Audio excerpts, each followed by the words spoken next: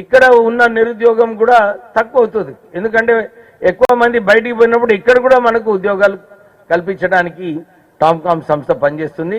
మేము ఏదైతే ఉద్యోగాలు జర్మనీలో జపాన్లో కల్పిస్తున్నామో సుమారు 2,50,000 రూపాయల జీతం అన్నమాట.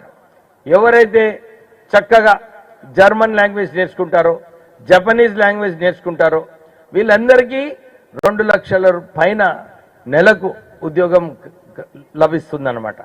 మీరు సంవత్సరానికి 25 లక్షల రూపాయలు సంపాదన ఉంటుంది.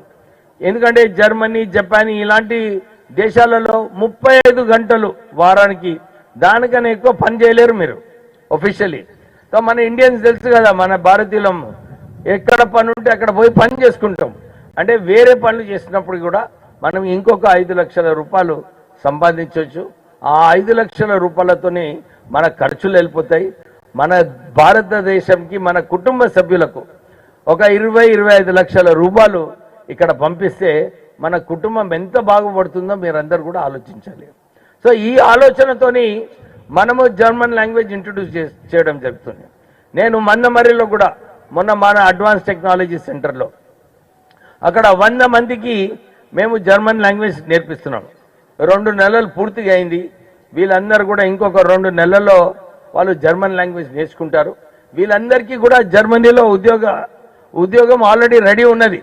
వీళ్ళు ఇక్కడ లాంగ్వేజ్ పాస్ అయిన తర్వాత స్ట్రేట్ అవే 2.5 లక్షల రూపాయల జీతంతో వీళ్ళందరికీ ఉద్యోగ అవకాశాలు కల్పిస్తున్నాము. మేమొక్క వైపు అదే ఇప్పుడు ఆది శ్రీనివాస్ గారు అంటున్నారు, సార్ ఇక్కడ కూడా మాకు ఇప్పియండి.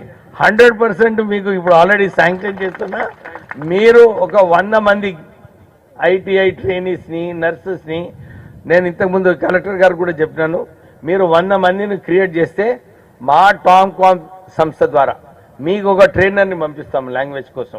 లాంగ్వేజ్ కోసం ట్రైనర్ని పంపించి మీకు ట్రైనింగ్ నేర్పించి ఉద్యోగం కూడా మేమే ఇప్పిస్తాం టామ్కామ్ ద్వారా మీకు. సో మీకు ఎక్కడ కూడా కానీ ఒక ప్రాబ్లం ఉందా మన తెలంగాణలో, మనమందరం కూడా ఈ కార్యక్రమంలో పాల్గొన్నప్పుడు అందరు కూడా చిత్తశుద్ధితోనే వచ్చి పాల్గొనాలి. దానికి ఇంట్రెస్ట్ తీసుకోవాలంటే మన ఎమ్మెల్యే గారు ఇంట్రెస్ట్ తీసుకోవాలి. ఎందుకంటే ఉండి మోటివేట్ చేయాలి.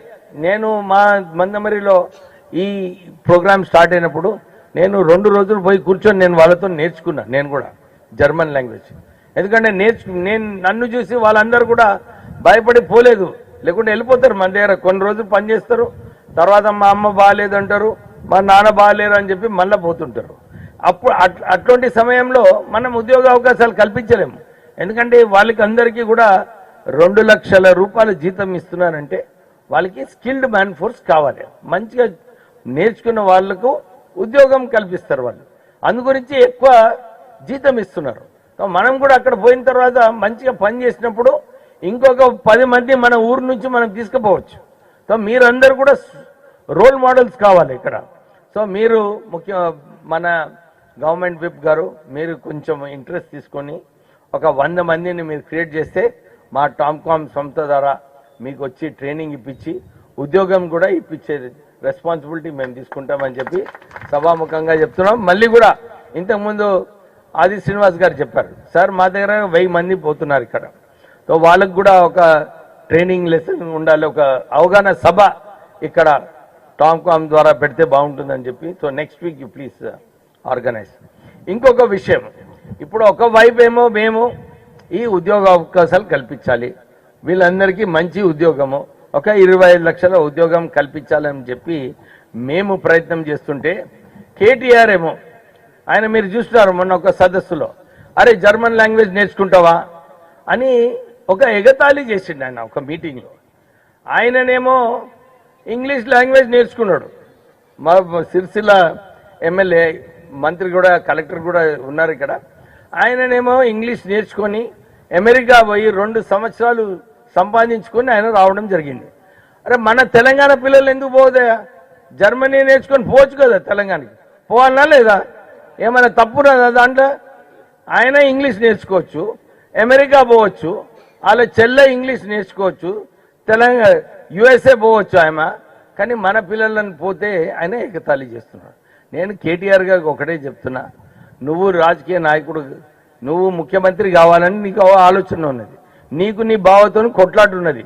అరే మీరు ఇద్దరు ఇంట్లో కొట్లాడుకోండి, రోజు వచ్చి ఒక ప్రెస్ కాన్ఫరెన్స్ చేసి ఏదో ఒక సబ్జెక్ట్ మీద ఆయన విమర్శిస్తుంటాడు, బురద జల్లాలని ప్రభుత్వం పైన.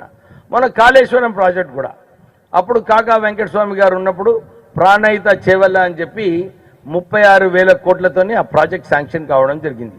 చాలా మందికి తెలుసు. 11,000 కోట్ల రూపాయలు ఆల్రెడీ ఖర్చు పెట్టిండ్రు. ఇంకొక 25,000 కోట్ల రూపాయలు ఖర్చు పెట్టినుంటే ఆ ప్రాజెక్ట్ పూర్తిగా అయిపోయేది. పైనుంచి గ్రావిటీ నీళ్ళు వచ్చేటి, మన ఎల్లంపల్లి ద్వారా మనము చేవల్ల వరకు నీళ్ళు తీసుకుపోయే ఓ మంచి ప్రాజెక్టు ఆల్రెడీ నడుస్తున్నది. కానీ కేసీఆర్ వచ్చిన తర్వాత కేవలం కమిషన్లు దోచుకొనికే అక్కడ గ్రావిటీ నుంచి వచ్చిన ప్రాజెక్ట్ని కాళేశ్వరం తీసుకెళ్లి 100 మీటర్లు పంపింగ్. ఇంకా వాళ్ళు ప్రారంభం ఆ ప్రాజెక్ట్ చేసిన తర్వాత 70 టీఎంసీ నీళ్లు వాళ్ళు పంపు చేసిండ్రు. కాళేశ్వరం నుంచి ఎల్లంపల్లి వరకు వాళ్ళు పంప్ చేసిండ్రు.